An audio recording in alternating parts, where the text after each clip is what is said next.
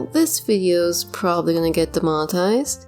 Thanks, Disney. The Princess and the Frog, the film that introduced Disney's first black princess and signaled their return, however brief, to the world of 2D animation, also, as it turns out, has its fair share of Easter eggs. Hidden in the background are a number of references to the history and culture of New Orleans that I believe are worth talking about. So sit back, relax, and enjoy the hidden history of The Princess and the Frog. While The Princess and the Frog takes inspiration from E.D. Baker's novel The Frog Princess, which tells the story of a pair of cursed royals, Prince Edric and Princess Emma, as they search for an elusive witch with the power to turn them back into humans, similar tales can be traced all the way back to the 13th century, though the most well-known version was recorded by the Brothers Grimm in 1812.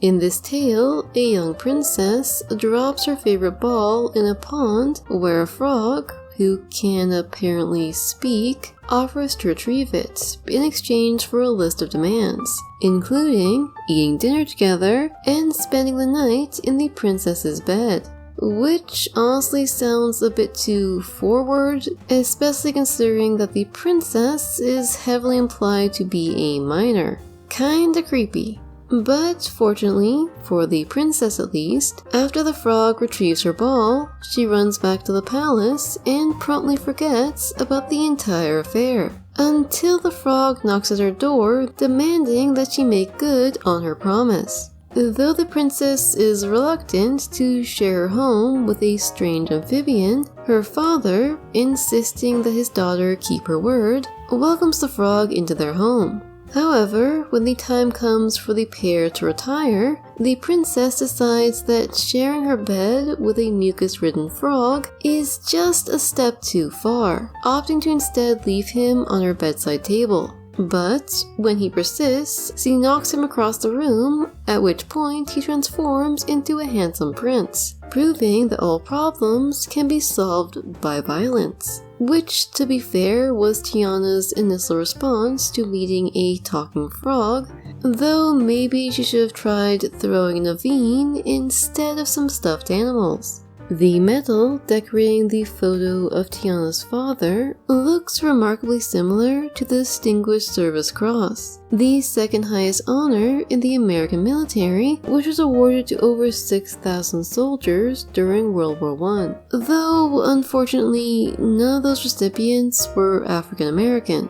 Though over 380,000 African Americans served in the Army during World War I, most of these soldiers were assigned to perform manual labor, with the exception of the 15th Infantry, an all-black National Guard regiment from New York City that was so intent on active service that General John Pershing assigned them to serve for the 16th Division of the French Army, where they were renamed the 369th Infantry Regiment. The 369th was then joined a few months later by the 93rd and 92nd Divisions, two all-black combat divisions, which were also put under French command. A decision which the French seem to have appreciated, as by war's end, over 500 soldiers from the 93rd Division had been awarded the War Cross, one of the highest honors in the French army, given to commemorate feats of bravery.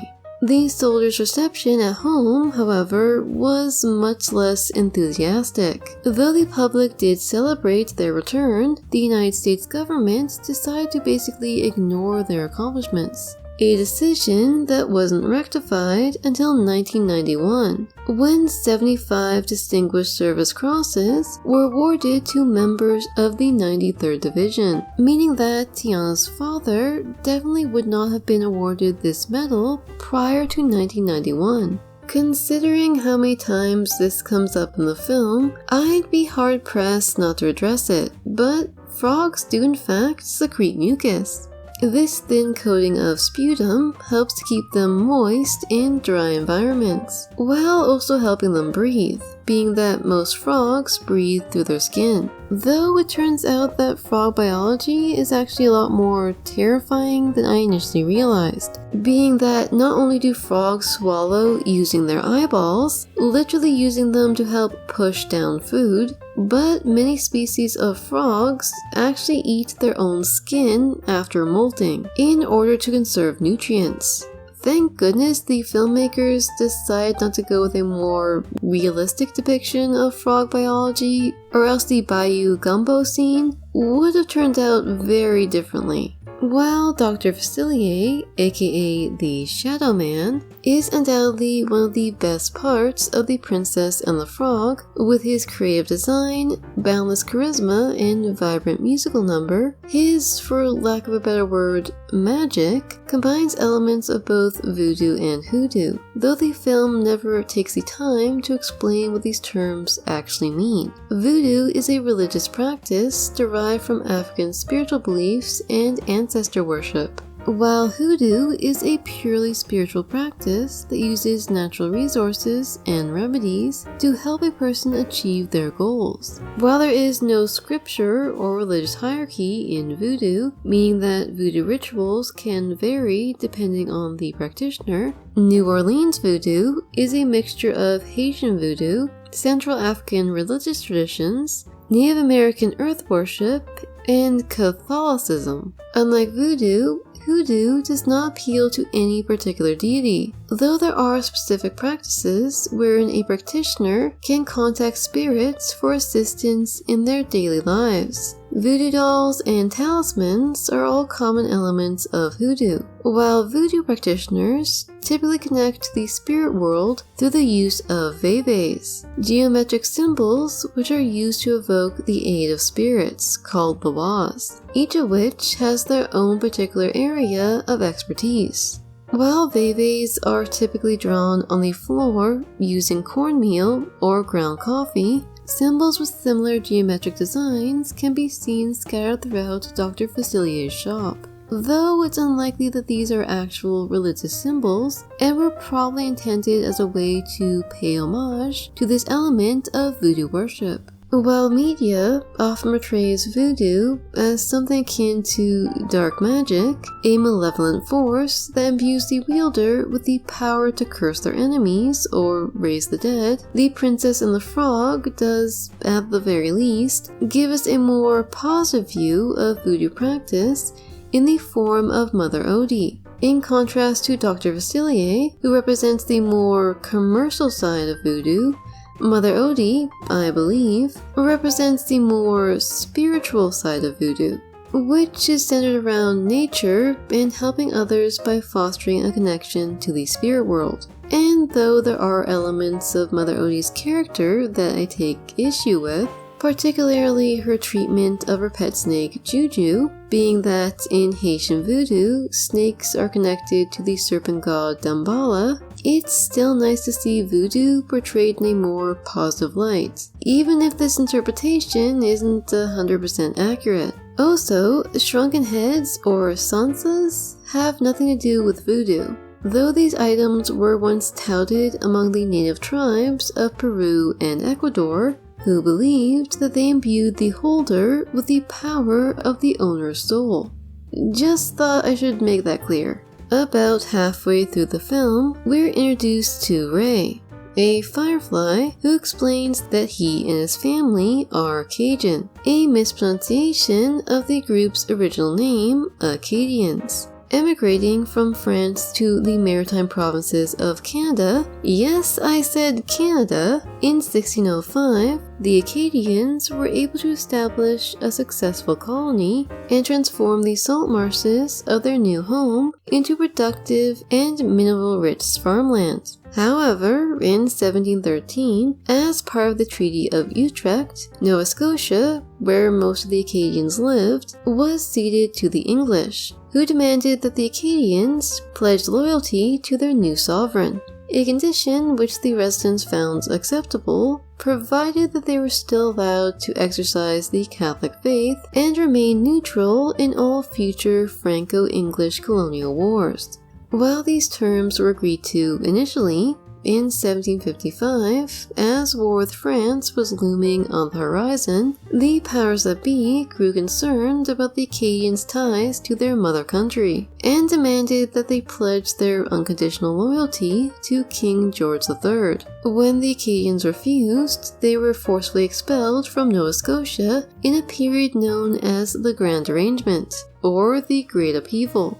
After settling in the English colonies, the Acadians were ousted yet again in 1763, eventually settling in Spanish-controlled Louisiana, where their descendants still live today. Unfortunately, the difficulties faced by the Cajuns did not end in 1763, as in 1921, the Louisiana government signed a new constitution which stipulated that schools could only teach using English. This decision put an incredible amount of strain on the Louisiana education system, charging teachers with the monumental task of teaching English to thousands of Cajun children, who were severely punished anytime they spoke French.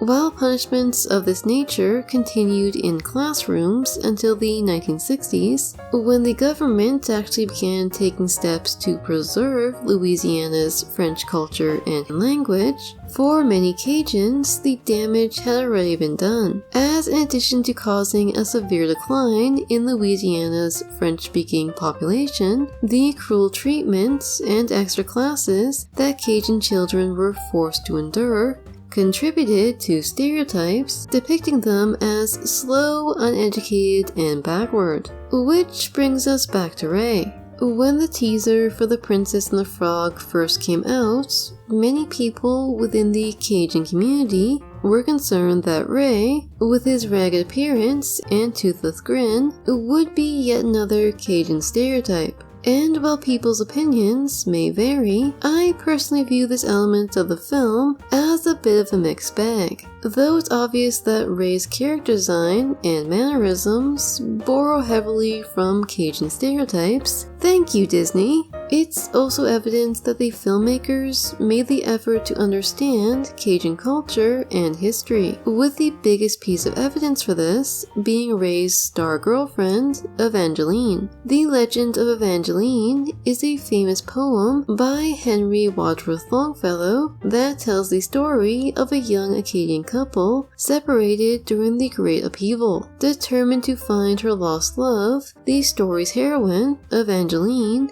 goes on a long journey throughout the American frontier before finally reuniting with her betrothed on his deathbed. While Disney's interpretation of the story is obviously much less tragic, with Ray and Evangeline reuniting as stars after his death, the Legend of Evangeline is an important part of Cajun history, as it alerted many Americans to the tragic history of the Acadian people, which, in all honesty, kinda makes scenes like this seem even worse by comparison. Though I guess Disney still gets points for trying. Being that it is kind of central to the film's resolution, I couldn't end this video without taking a quick look at the history of Mardi Gras. Though the origin of Mardi Gras isn't completely clear, the prevailing theory is that it's rooted in an ancient Roman festival that was eventually incorporated into the Christian faith. Mardi Gras and similar celebrations such as Carnival in Brazil are technically Catholic festivals that take place before the celebration of Lent, a 40-day period of fasting and penance.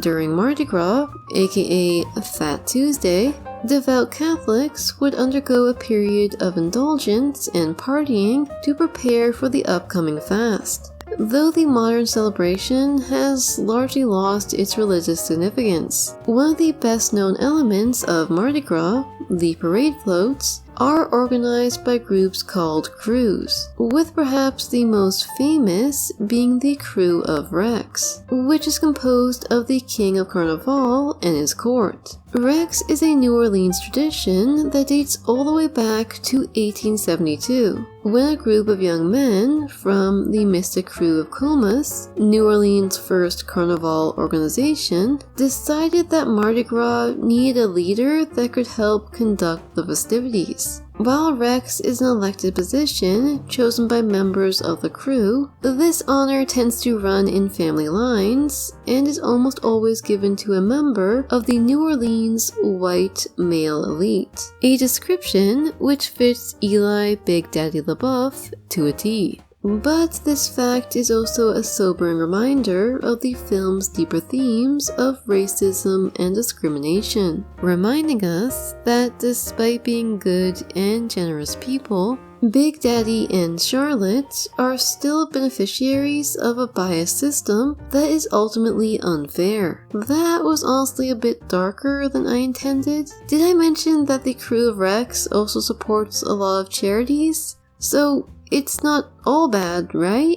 The Princess and the Frog, while perhaps not the most popular film in Disney's animated library, is still a phenomenal work of animation that deserves recognition, least of all for its loving depiction of New Orleans culture and history. Well, mostly loving. But issues aside, I honestly really like this film, and I'm happy to have the opportunity to talk about all the background details and research that went into making it, as I find that these elements are often overlooked. If you like this video and you want me to make more like it, please tell me about it in the comments section down below, and I'll see you next time. Oh, also, don't forget to support your local library.